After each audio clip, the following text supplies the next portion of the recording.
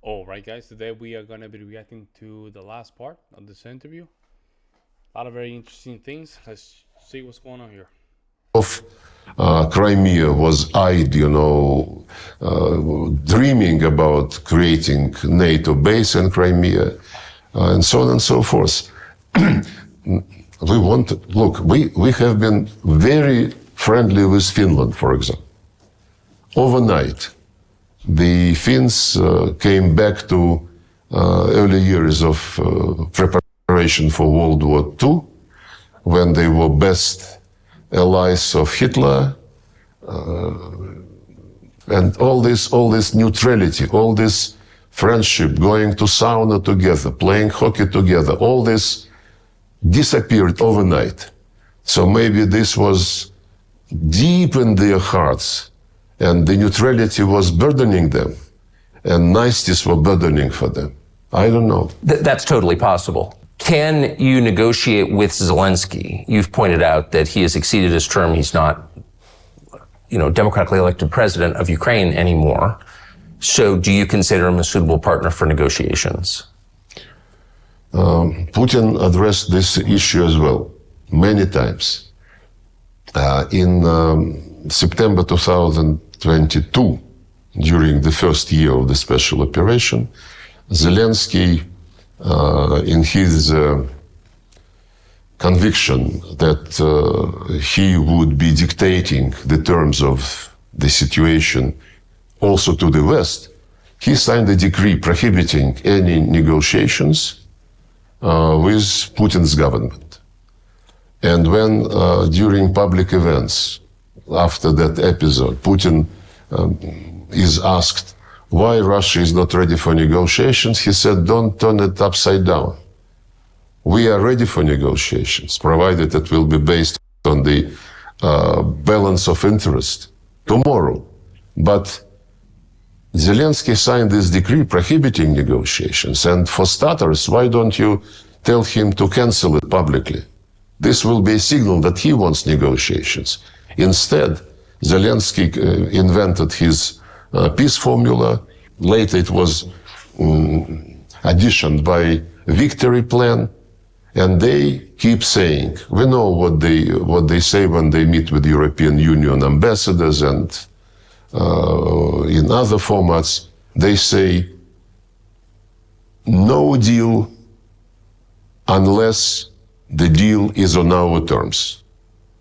And I mentioned to you they are planning now the second summit on the basis of this peace formula, and they don't shy away from saying we will invite Russia to put in front of it the deal which we agreed already with the West. And when our Western colleagues sometimes say nothing about Ukraine without Ukraine, in effect, this implies that anything about Russia without Russia, because they discuss what kind of conditions we must accept. By the way, recently they already violate tacitly the concept nothing about Ukraine without Ukraine. There are passes, there are messages. They know our position. We are not playing double game. What Putin announced is the goal of our operation. It's fair. It's fully in line with the United Nations Charter. First of all, the rights, language rights. My question is, the United Nations, what kind of power does the United Nations has? Does it have any power? I don't think it doesn't hold any power, right? I guess, I don't know, man. I think a lot of these United Nations, all that stuff, like it doesn't, I don't know what kind of power these organizations hold. They pass resolutions for nothing happened, so I don't know. Rights, minority rights, national minority rights, religious rights, and it's fully in line with OSCE principle. There is an organization for security and cooperation in Europe which is still alive, And the summit of this organization, well, several summits of this organization clearly stated that security must be indivisible, that nobody should expand his security at the expense of security of others, and that, most important, no organization in Euro-Atlantic space shall claim dominance. This was, last time it was confirmed by OSCE 2010. And NATO was doing exactly the opposite. Yes. So we have legitimacy, in our position. No NATO on our doorsteps because OSCE, agreed that this should not be the case if it hurts us. And please restore the rights of Russians. Who do you think has been making foreign policy decisions?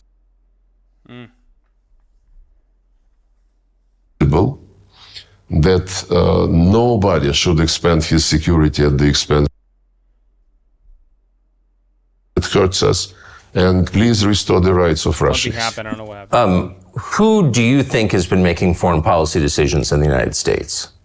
This is a question in the United States. Who is making these decisions? I wouldn't guess. I haven't seen Tony Blinken for years. 2 years ago, I think, at the G20 summit, was it in Rome or somewhere? In the margins. His assistant, I was representing Putin, and his assistant came up to me during a meeting and said that Tony wants to talk just for 10 minutes. I left the room, we shook hands, and he said something about the need to de-escalate and so on and so forth. I hope he is not going to be angry with me since I am disclosing this, but we were meeting in front of many people present in the room, and I said, we don't want to escalate, you want to inflict strategic defeat upon Russia. He said, no, it is not strategic defeat globally, it is only in Ukraine. You've not spoken to him since? No. Have you spoken to But my question is, right, from the Americans' perspective, I'm not in favor or against the war, just to be clear. But don't you guys think that the invasion, was kind of weird? Like, why the invasion, right? Why going to this level of just invading Ukraine? Let me know in the comment section. any officials in the Biden administration since then? I don't want to ruin their career. Oh, no. But have you had meaningful conversations? No. Ha. Not at all. No, when I met in international events, one or another person whom I know, an American, I mean. Yeah. Some of them say hello, some of them exchange few words, but I never impose myself. Because but nothing meaningful behind the scenes. It's becoming contagious, when they see, when somebody sees an American talking to me or a European talking to me. Europeans are running away when they see me during the last. I can see that happening.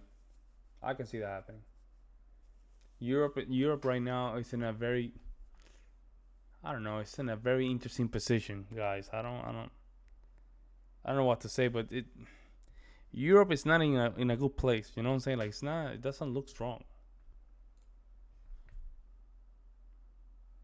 G20 meeting, it was ridiculous. Grown-up people, mature people, they behave like children, like kids, so childish. Yeah. Unbelievable. So you said that when in 2016 in December, the Obama administration left a bunch of bombs basically for the incoming Trump administration. In the last month since the election, you have all sorts of things going on politically in bordering states in this region, that, in Georgia and Belarus, in Romania, and then, of course, most dramatically in Syria, you have turmoil. Does this seem like part of an effort by the United States to make the resolution more difficult? There is nothing new, frankly, because the U.S. Historically, in foreign policy, was motivated by making some trouble and then to see if they can fish in the muddy water. Iraqi aggression, Libyan adventure, ruining the state, basically. Fleeing from Afghanistan, now trying to get back through the back door, using the United Nations, to organize some event where the U.S. can be present, in spite of the fact that they left Afghanistan in very bad shape and arrested money. Yeah, we built up Afghanistan. We left billions of dollars of equipment, billions. Don't want to give it back. I think this is, if you analyze the American foreign policy steps, adventures, most of them is the right word. That's the pattern. They create some trouble and then they see how to use it. In Georgia, the OSCE monitors elections. When it used to monitor elections in Russia, they would always be very negative. And on other countries as well, Belarus, Kazakhstan. This time in Georgia, the monitoring mission of OSCE presented a positive report. And it is being ignored. So when you need endorsement of the procedures, you do it when you like the results of the election. If you don't like the results of elections, you ignore it. It's like when the United States and other Western countries recognized unilateral declaration of independence of Kosovo, they said this is the self-determination being implemented.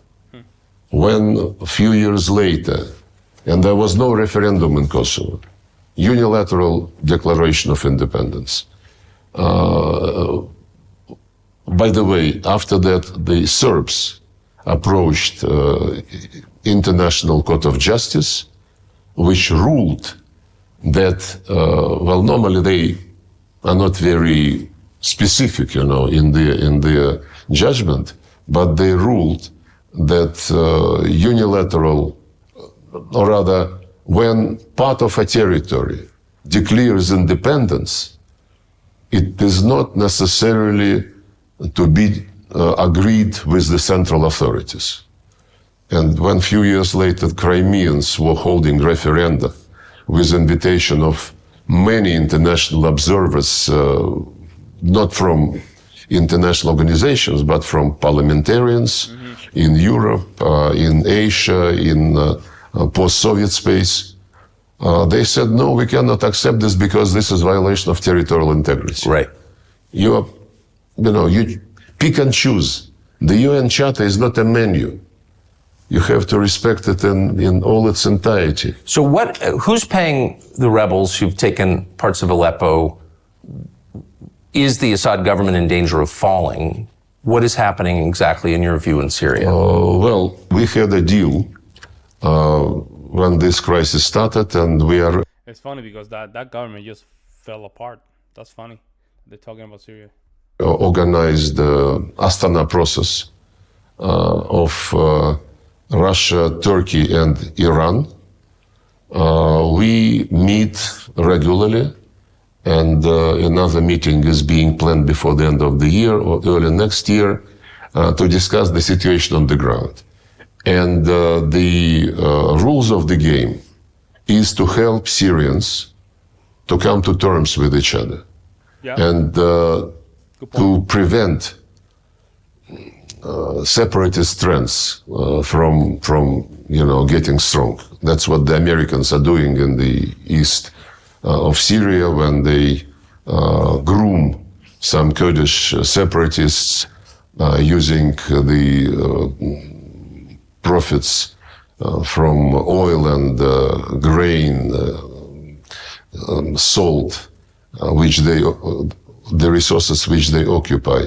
This Astana format is a useful combination of players, if you wish, and we are very much concerned. After this happened with Aleppo and surroundings, I had a conversation with the Turkish Minister of Foreign Affairs and with Iranian colleague.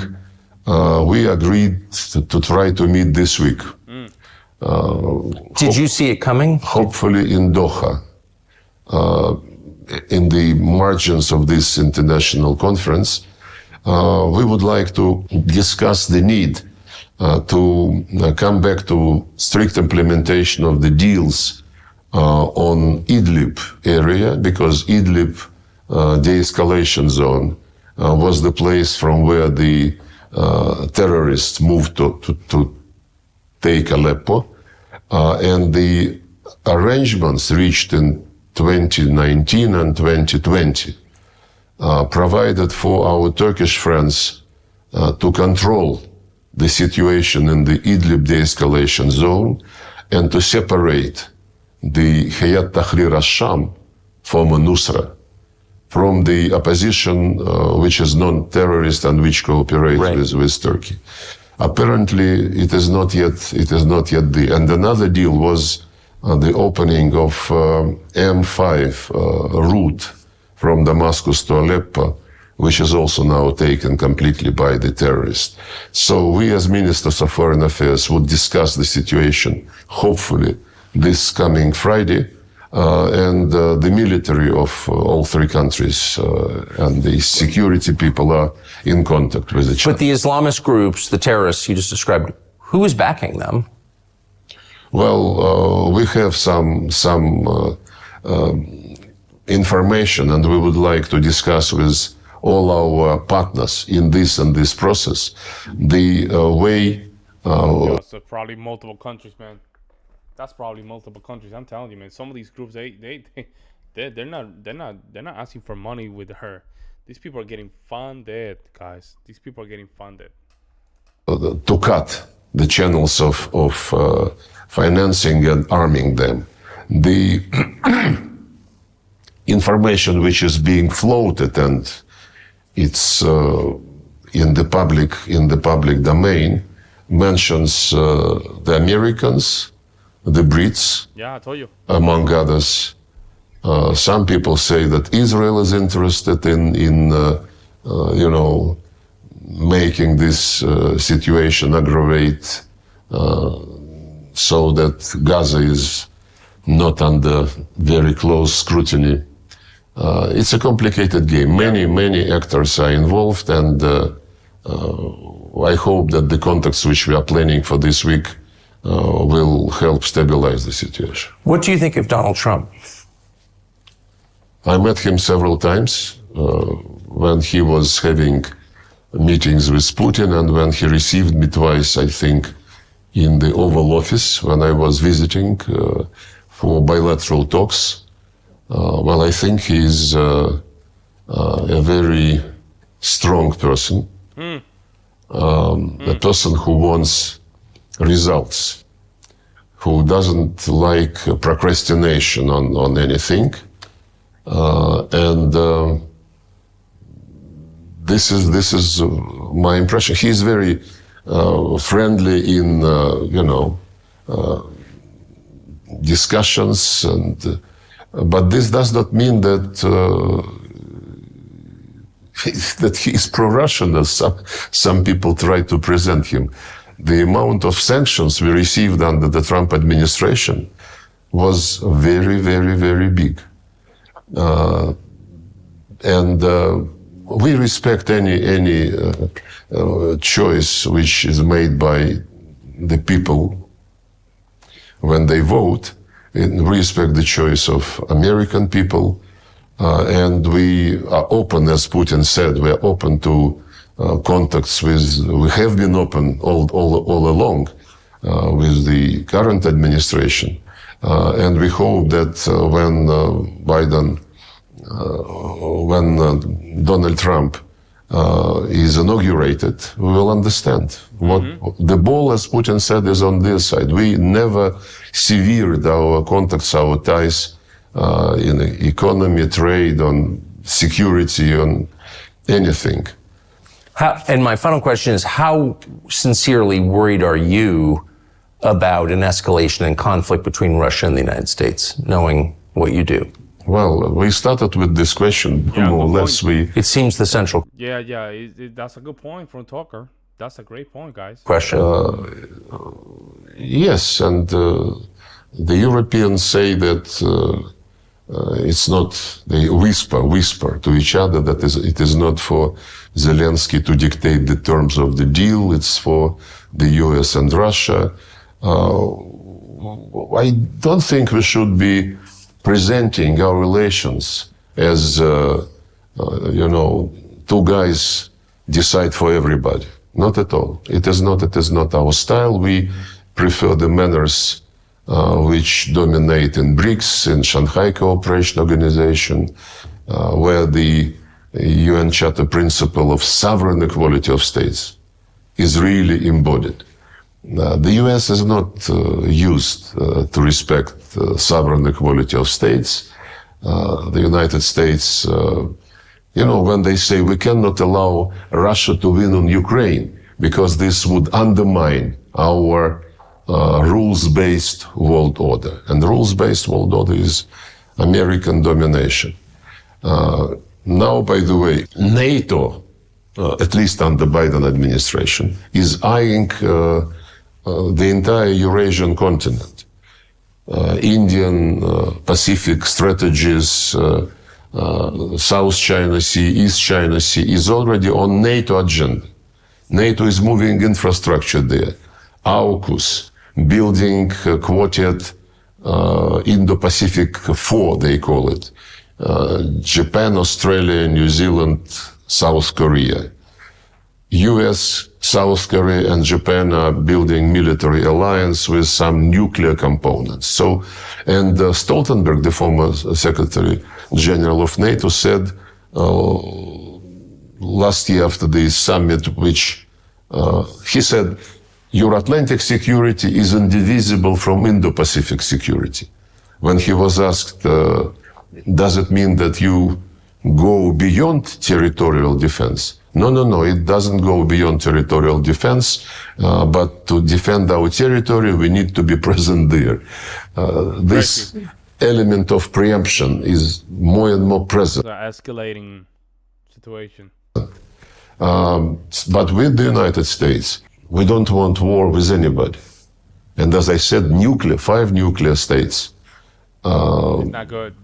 Yeah. declared at the top level in January 2022 that we don't want confrontation with each other and that we shall respect each other's security interests and concerns. And it also stated nuclear war can never be won, and therefore nuclear war is not possible. And the same was reiterated bilaterally between Russia and the United States, Putin, Biden, when they met in 21 in Geneva in June. Basically, they reproduced the statement by Reagan and Gorbachev of 1987, I think, no nuclear war. And this is absolutely in our vital interest, and I hope that this is also in vital interest of the United States. I say so because some time ago, Mr. Kirby, who is White House communications coordinator or whatever, he was asking questions, answering questions, and about escalation and about possibility of nuclear weapons being employed. And he said, oh, no, we don't want escalation because then if there is some nuclear element, then our European allies would suffer. So even mentally, he excludes that the United States can suffer. And this is something which makes the situation a bit risky. It might, if this mentality prevails, then some reckless steps could be taken, and this is bad. So what I think you're saying is American policymakers imagine there could be a nuclear exchange that doesn't directly affect the United States, and you're saying that's not true. That's what I said, yes. Damn. No, but Damn, that's... Bro. you know, professionals in deterrence, nuclear deterrence policy, they know very well that it's a very dangerous game. And to speak about a limited exchange of nuclear strikes is an invitation to disaster, which we don't want to happen. Mr. Lavrov, thank you very much. Thank you. Yeah, that was a very good interview. More, a little bit different than Putin, but wow, that was good. Hey guys, as an American, I don't want to go to war. I'm okay. Let's just resolve this out, with peace. You guys in Russia and Ukraine, you guys decide that stuff you guys have over there, and that's it, man. Let me know what you guys think. I'll see you next one.